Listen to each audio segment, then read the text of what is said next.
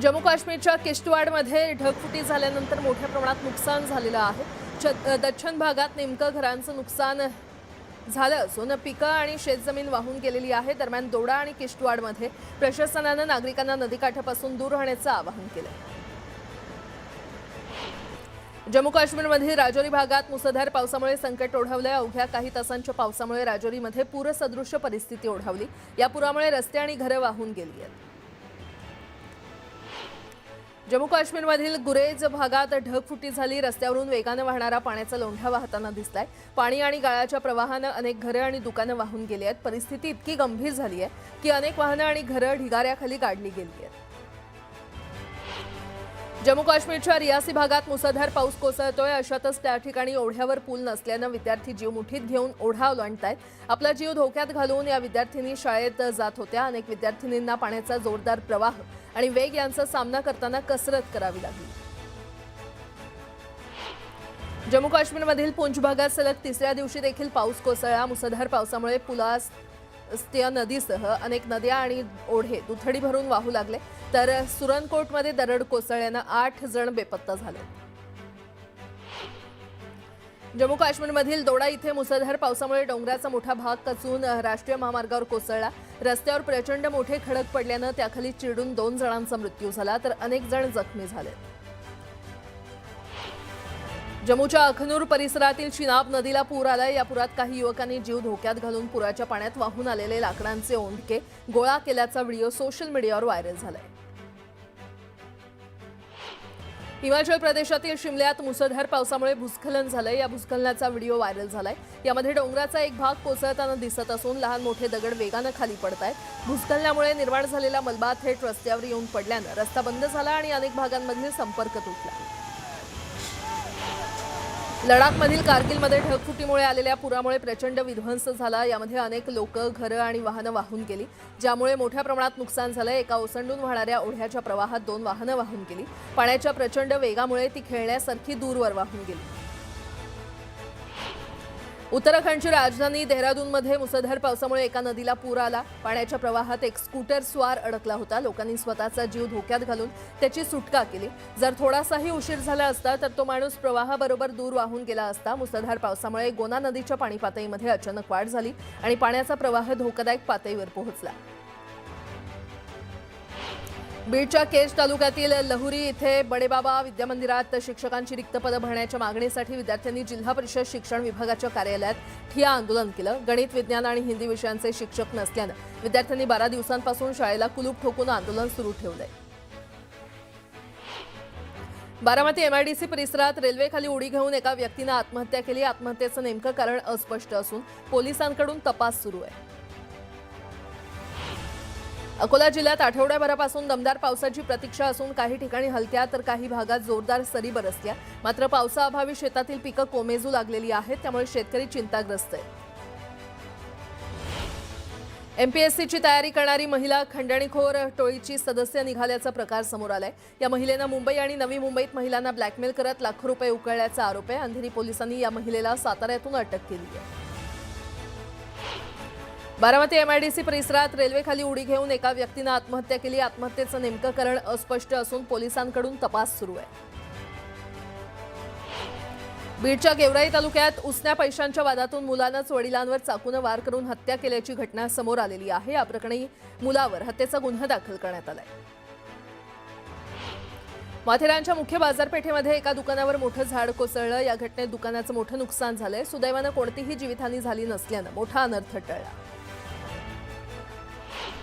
पंढरपूरच्या गोपाळकृष्ण मंदिरासमोर वारकऱ्यांसाठी उभारलेला मंडप अचानक कोसळला। एका टेम्पोनं मागून धडक दिल्यानं हा मंडप कोसळला। सुदैवानं या घटनेत कोणतीही जीवितहानी झाली नाही। मुख्यमंत्री देवेंद्र फडणवीस यांच्या वाढदिवसानिमित्त ठाण्यामध्ये आयोजित सामुदायिक आरोग्य शिबिरात 2295 नागरिकांनी मोफत आरोग्य तपासणीचा लाभ घेतला। शेकडो नागरिकांना मोफत औषधं आणि चष्म्यांचं वाटप करण्यात आलं असून रक्तदान शिबिराला देखील उत्स्फूर्त प्रतिसाद मिळाला। निफाड तालुक्यातील 14 गावातील शेतकऱ्यांनी थकीत पीक विम्याच्या मागणीसाठी देवगाव ग्रामपंचायत कार्यालयासमोर आंदोलन केलं। देवगावच्या ग्रामपंचायत कार्यालयासमोर सरण रचून त्यावर आंदोलन करण्यात आलं। यावेळी संतप्त शेतकऱ्यांनी जोरदार घोषणाबाजी करत पीक विमा देण्याची मागणी केली। शिर्डीतील साई मंदिराच्या 4 नंबर प्रवेशद्वारासमोर फळ विक्री करणाऱ्या महिलेवर 2 तरुणींनी चाकूने हल्ला केल्याची घटना घडलेली आहे। उपचारादरम्यान महिलेचा मृत्यू झाला असून शिर्डी पोलिसांनी दोन्ही आरोपींना अटक केली आहे।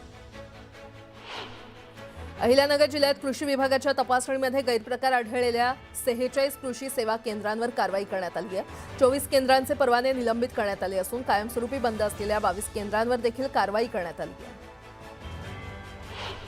जळगाव जिल्ह्यातील कासोदा येथील वसंत सहकारी साखर कारखान्याच्या प्रस्तावित लिलावाला 14,000 शेतकरी सभासदांनी विरोध केलाय। लिलाव रद्द करून कारखाना पुन्हा सुरू करावा अशी मागणी करत शेतकऱ्यांनी जिल्हाधिकाऱ्यांना निवेदन दिलं।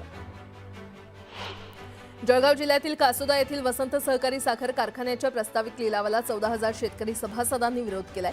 लिलाव रद्द करून कारखाना पुन्हा सुरू करावा अशी मागणी करत शेतकऱ्यांनी जिल्हाधिकाऱ्यांना निवेदन दिलं।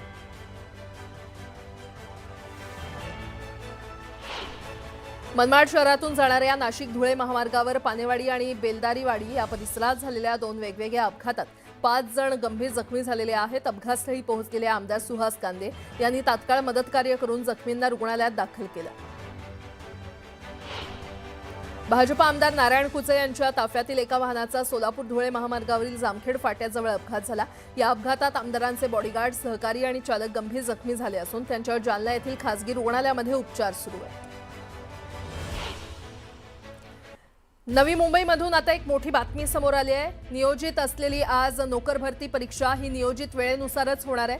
महापालिकेच्या महासभेत परीक्षा रद्द करण्याबाबत ठराव करण्यात आला होता, मात्र भरती स्थगितीचा निर्णय शासनानं निलंबित केल्यानं परीक्षा नियोजित वेळेनुसारच होणार असून उमेदवारांनी अफवांवर विश्वास न ठेवता अधिकृत संकेतस्थळावरूनच माहिती घ्यावी असं आवाहन आयुक्त डॉक्टर कैलास शिंदे यांनी केलंय। दरम्यान या प्रकारानंतर नवी मुंबई महापालिका प्रशासन आणि सत्ताधाऱ्यांमध्ये विसंवाद आहे का अशी चर्चा रंगली आहे।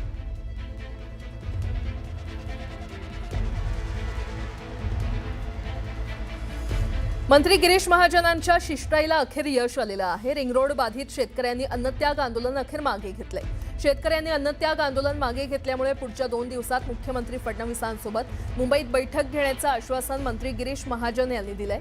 जुन्या अलाइनमेंटनुसार रिंग रोड करण्यासंदर्भात मुख्यमंत्री देवेंद्र फडणवीसांसोबत बैठक घेऊन निर्णय घेण्याचं आश्वासन मंत्री महाजनांनी शेतकऱ्यांना दिलंय आणि त्यामुळे गेल्या 6 दिवसांपासून सुरू असलेल्या रिंग रोड बाधित शेतकऱ्यांच्या आंदोलनाला अखेर यश आलेलं आहे।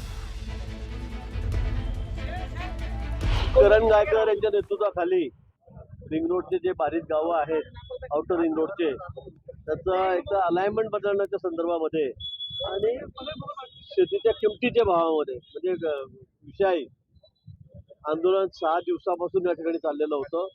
आज आंदोलन या ठिकाणी संपलेलं आहे।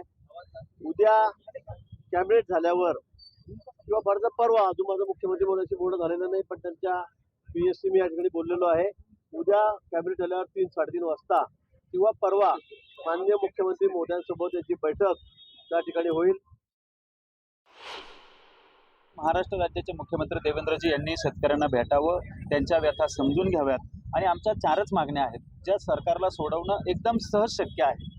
त्या मागण्या सरकारने आमच्या सोडवत मुख्यमंत्री महोदयांनी त्याच्या शेतकऱ्यांना आश्वासित करावं, याच्यासाठी आमचं 6 दिवसापासून अन्नत्याग आंदोलन चालू होतं। आज स्वतः गिरीश भाऊ त्या ठिकाणी आले, भाऊ त्यांच्या मुख्यमंत्र्यांच्या PSC बोलले आणि 2 दिवसामध्ये मिटिंग लावण्याचं, कारण आमचं आंदोलन त्याच्यासाठी होतं का मुख्यमंत्र्यांची आमची भेट झाली पाहिजे, ती गिरीश भाऊंनी आश्वासित केल्यामुळं या ठिकाणी आजचं आंदोलन आम्ही त्यांच्या हस्ते त्यांच्या उपस्थितीत स्थगित केलेलं आहे। पुन्हा एकदा बातम्या पाहूयात वेगवान स्वरूपात।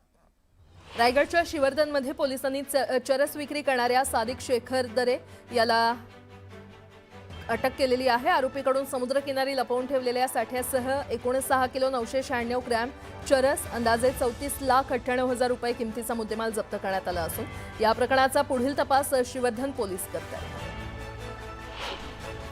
जळगावच्या मुक्ताईनगरमध्ये स्थानिक गुन्हे शाखेनं कारवाई करत प्रतिबंधित गुटखा तस्करी करणाऱ्या 2 आरोपींना अटक केली आहे। कारवाईमध्ये 12,06,908 रुपयांचा गुटखा, कार आणि मोबाईल असा मुद्देमाल जप्त करण्यात आला असून दोन्ही आरोपींना पुढील कारवाईसाठी मुक्ताईनगर पोलिसांच्या ताब्यात देण्यात आले।